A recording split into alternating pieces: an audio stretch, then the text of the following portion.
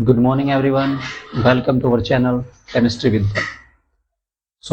आज का हमारा इस चैप्टर का लास्ट टॉपिक है, लास्ट लेक्चर है और फिर आपकी फर्स्ट यूनिट कंप्लीट हो जाएगी। तो कल हमने डेल्टा एटॉमिक थ्योरी पढ़ी थी। आज हमारा टॉपिक है मोल कंसेप्ट एंड मॉलिक्यूलर मास। तो मोल कंसेप्ट होता क्या है? मोल कंसेप्ट होता है बहुत ही छोटे छोटे जो पार्टिकल्स होते हैं एटम के, एटम और मॉलिक्यूल्स बहुत ही छोटे होते हैं, तो उनके लिए उनको मेजर करने के लिए एक क्वांटिटी होती है, उसे हम मोल में डिफाइन करते हैं। जैसे आप बनाना ले लीजिएगा,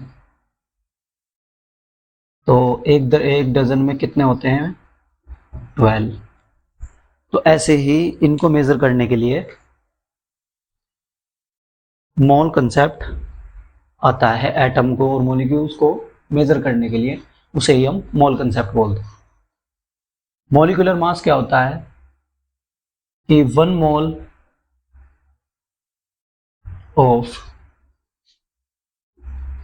any substance in gram is called molecular mass। यानी कि किसी भी सब्सटेंस का, किसी भी कंपाउंड का 1 मोल ग्राम में अगर हम उसे लेंगे तो वही मॉलिक्यूलर मास होता है।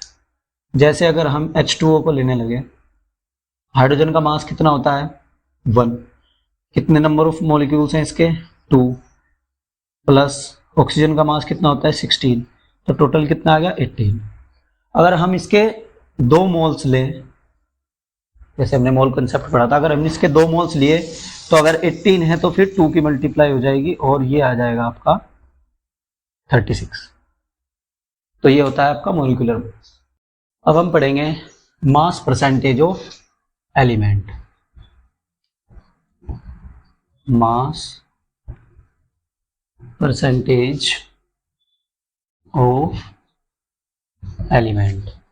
किसी भी कंपाउंड में कोई भी एलिमेंट की कितना मास है, उसकी परसेंटेज निकालने का अब हम तरीका पढ़ेंगे। तो अगर हमारे पास, जैसे हम एग्जांपल लें H2O है, इसके अंदर हाइड्रोजन कितनी परसेंटेज में मौजूद है?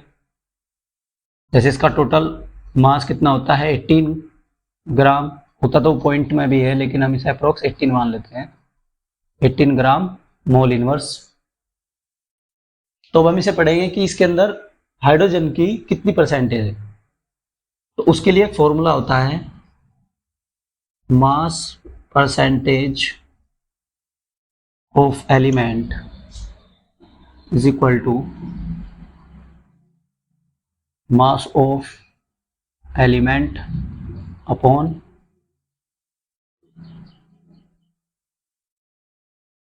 Molar mass of compound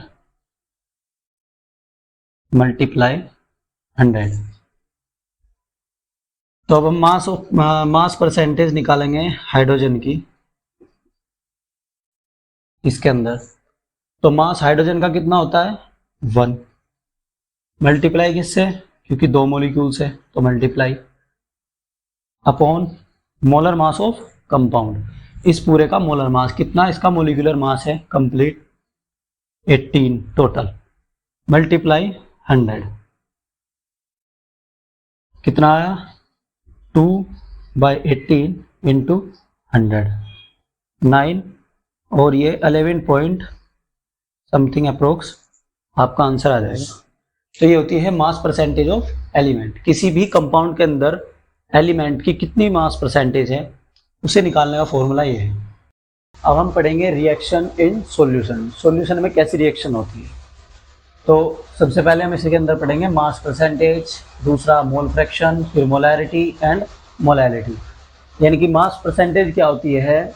mass of solute upon mass of solution into 100। Solution किससे मिलकर बनता है? सोल्यूट प्लस सोलवेंट से मिलकर।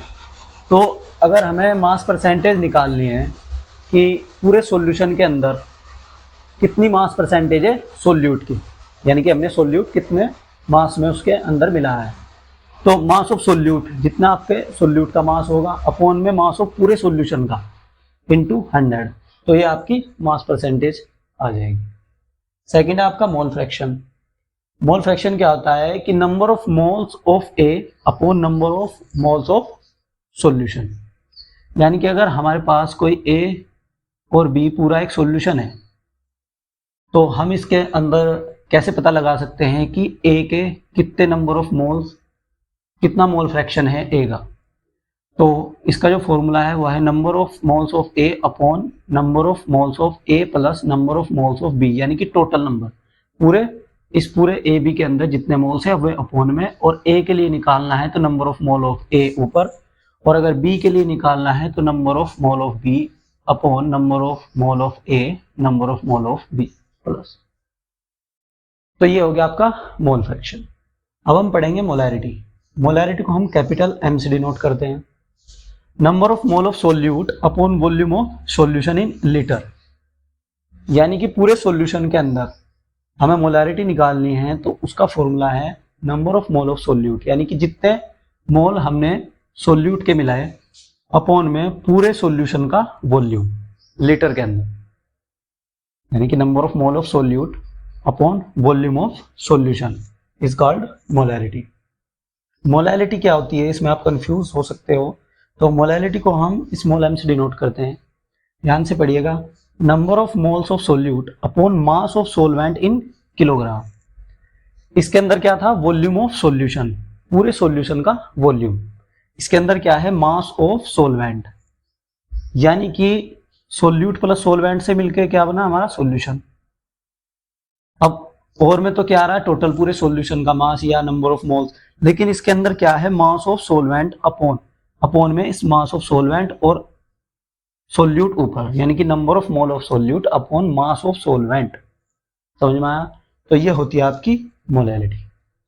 तो आपका ये चैप्टर खत्म हो चुका है, फर्स्ट यूनिट आपकी कंप्लीट हो गई है। इसके कुछ न्यूमेरिकल्स बचे हैं, उसके लिए हम अलग से एक वीडियो बना देंगे।